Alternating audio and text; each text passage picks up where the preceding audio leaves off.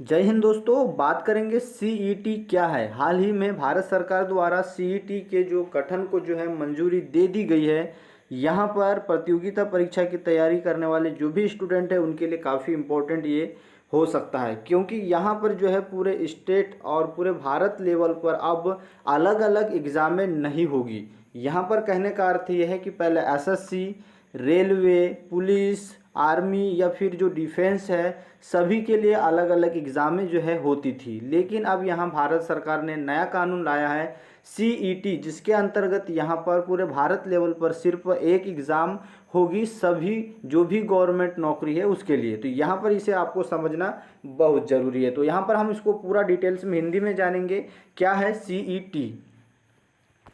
सबसे पहले तो ये जान लीजिए कि सीईटी का जो फुल फॉर्म है वो क्या है। यहाँ पर सबसे पहले इसका गठन यहाँ पर देखेंगे कि कैबिनेट का ऐतिहासिक फैसला सीईटी के लिए राष्ट्रीय भर्ती एजेंसी के लिए गठन को मंजूरी मिल चुकी है। अब यहाँ पर जो सीईटी के अंतर्गत जो है नेशनल रिक्वायरमेंट एजेंसी का जो गठन किया जाना है, उससे नई भर्तियों पर क्या यहाँ पर प्रभाव पड़ेगा और कितना कंपटीशन आगे देखने को मिल सकता है, ये सभी चीज़ें आप लोगों को जानना जरूरी है। अब यहाँ पर देखेंगे तो केंद्रीय मंत्रिमंडल ने बुधवार को साझा पात्रता परीक्षा, ठीक है, सीईटी आयोजित करने के लिए जो है राष्ट्रीय भर्ती एजेंसी के गठन के लिए प्रस्ताव को मंजूरी दे दी है। अब यहाँ पर देखेंगे तो केंद्रीय मंत्री प्रकाश जावड़ेकर ने यह जानकारी दी कि सीईटी के लिए राष्ट्रीय भर्ती एजेंसी की स्थापना को केंद्रीय मंत्री जितेंद्र सिंह ने स्वतंत्र भारत के बड़े ऐतिहासिक सुधारों में से बताया है।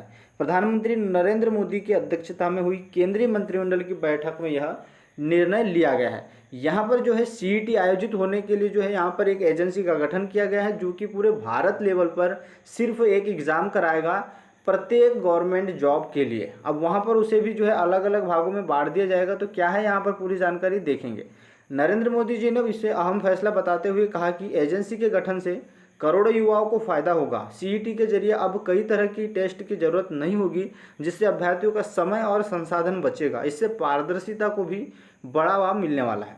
अब यहाँ पर आगे उन्होंने बोला है कि बैठक के बाद सूचना एवं प्रसारण मंत्री प्रकाश जावड़ेकर ने जो है संवाददाताओं को बताया कि युवाओं को फिलहाल नौकरी के लिए कई अलग अलग परीक्षाएं देनी पड़ती थी। ऐसी परीक्षाओं के लिए अभी लगभग 20 भर्ती एजेंसियां हैं और परीक्षा के लिए अभ्यर्थी को दूसरे स्थानों पर जो है जाना पड़ता है। जैसे आप लोगों ने देखा होगा रेलवे की जो है टेंडर जिस प्रकार से दिए जाते हैं, उस टाइप से यहाँ पर जो है अलग अलग भर्तियाँ यहाँ पर जो एजेंसी है वो वर्तमान में है।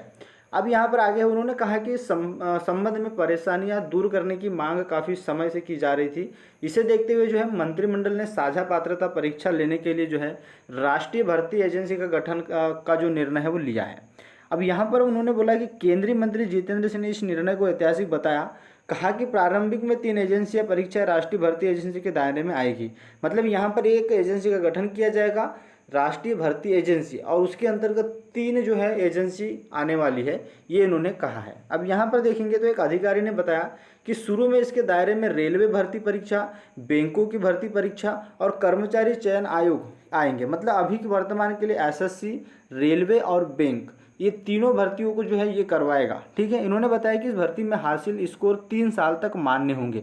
मतलब यहाँ पर ये इंपॉर्टेंट चीज़ है कि ये एक बार आपने इसका परीक्षा दे दिया तो इसमें आपका जो स्कोर था वो 3 साल तक आपका मान्य होगा। मतलब 3 साल तक जो कट ऑफ उस भर्ती के लिए जाएगी वो आपके कट ऑफ में जो है आपको 3 साल तक आपके चांस यहाँ पर बन रहेंगे। ठीक है, परीक्षा आयोजित करने के लिए जो है हर जिले में कम से कम एक परीक्षा केंद्र स्थापित किया जाएगा, ये इन्होंने कहा है। अब ये चीज़ें अच्छी है कि हर जो है एग्ज़ाम सेंटर हर ज़िले में बनेगा, तो काफ़ी सहूलत होगी एग्ज़ाम देने के लिए। आगे उन्होंने कहा कि कॉमन इंटरेस्ट टेस्ट सीईटी की में मेरिट लिस्ट 3 साल तक मान्य होगी। ठीक है, तो यहाँ पर इसका फुल फॉर्म मैंने आपको बता दिया, कॉमन इंटरेस्ट टेस्ट। ठीक है, इस दौरान उम्मीदवार अपनी योग्यता पसंद के आधार पर विभिन्न क्षेत्रों में नौकरी के लिए आवेदन कर सकते हैं।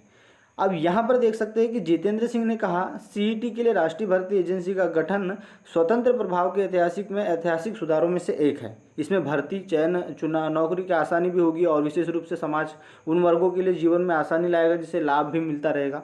ठीक है, अब यहाँ पर अंतिम में इन्होंने क्या कहा, यहाँ पर देखेंगे कि अब राष्ट्रीय भर्ती एजेंसी कॉमन एलिजिबिलिटी टेस्ट का आयोजन करेगी, जिसमें सरकारी नौकरी के लिए चयन के विभिन्न परीक्षाओं में बैठने वाले अभ्यर्थियों को अब एक ही परीक्षा में बैठना होगा। ठीक है। जैसे आप रेलवे के लिए एनटीपीसी के लिए अलग फॉर्म, आपका ग्रुप डी के लिए अलग एग्ज़ाम, ठीक है, एसएससी सीयूपीओ इस टाइप के लिए अलग अलग आपकी एग्ज़ामें होती थी, लेकिन अब ऐसा नहीं होगा। सरकार के सचिव श्री चंद्रमौली ने कहा कि केंद्र सरकार में लगभग 20 से ज़्यादा भर्ती एजेंसियां हैं। अब यहाँ पर सिर्फ 3 भर्ती एजेंसियां होगी जो कि एक भर्ती एजेंसी के नीचे काम करेगी। अब यहाँ पर सीधा मैं इसका सारांश आपको बता दूँ। अब यहाँ पर जो है आपका एनटीपीसी, ग्रुप डी की अलग एग्ज़ाम, रेलवे, एसएससी की अलग एग्ज़ाम नहीं होगी, आपकी एक एग्ज़ाम होगी। अब उस एग्ज़ाम के अंतर्गत जितनी भी वैकेंसी वहाँ पर निकलेगी अलग अलग विभागों में, जैसे एसएससी में निकली 10 वैकेंसी, रेलवे में निकली 20 वैकेंसी, तो वहाँ पर उनके फिर कट ऑफ जो है, आपने पहली प्रेफरेंस क्या चुना था, रेलवे या फिर एसएससी, तो उस कट ऑफ के अंतर्गत अगर आप आते हो तो आप उस भर्ती में आपको जो है वहाँ पर ज्वाइनिंग मिलने वाली है। तो ये है आपका CET, national common eligibility test, और यहाँ पर जो है आपका राष्ट्रीय जो भर्ती एजेंसी इसका भी गठन किया गया है। तो ये थी इससे जुड़ी पूरी जानकारी। वीडियो कैसा लगा कमेंट में ज़रूर बताएं और वीडियो को लाइक शेयर जरूर करें। मिलते हैं अगली वीडियो के साथ। जय हिंद।